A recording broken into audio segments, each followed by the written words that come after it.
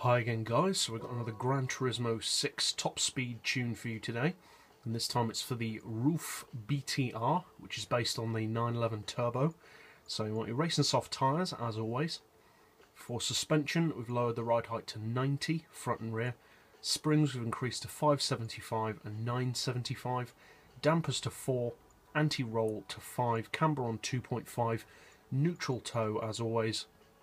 For the gearbox we've got the highest possible auto setting, and for the individual gears we've got 2670, 1800, 1260, 900, 675 and 500 with a final drive of 3.7.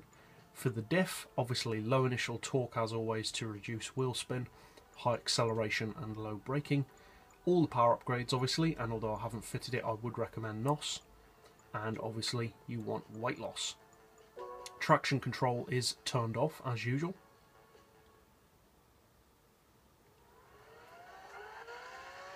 And yeah, so obviously all of the RUF models that are featured on GranTurismo have always been known for being fast cars.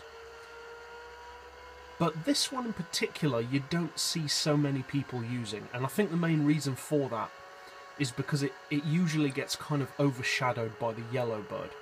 For obvious reasons, the Yellowbird has more power, a higher top speed, and it's also just more fanfare is around the Yellowbird. It's a better known car, it has a more interesting name, it looks faster. Whereas this version, it's kind of like the 3400S, it's the one that people pass over in favour of the seemingly better one. But the actual fact is that this BTR is a great car in its own right. Personally, I actually think it looks better than the Yellowbird, and not because it's not yellow, but just I think the bodywork on this particular model just looks better.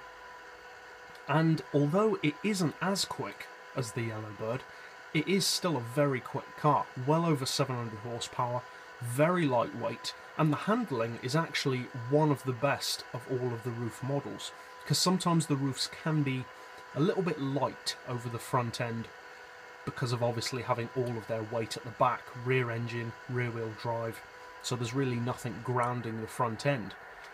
But in this particular model it actually handles very well.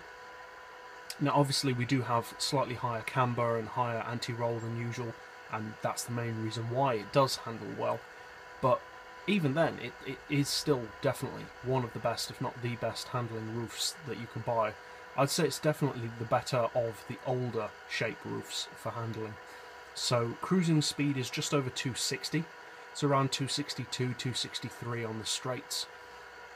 And as you can see, we're a fair way away from the red line, so you should be able to quite easily get around 280 to 290, maybe even more, out of this car with slipstream. So yeah, it's a very good car. Great top speed racer.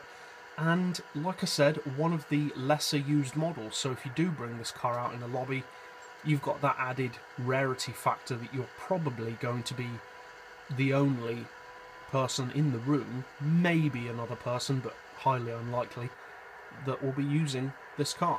And it does have the ability to keep up with cars that have much more power, especially with draft.